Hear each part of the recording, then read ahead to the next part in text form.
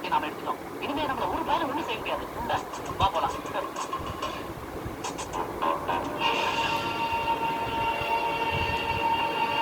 யாருடா எழுச்சவாய?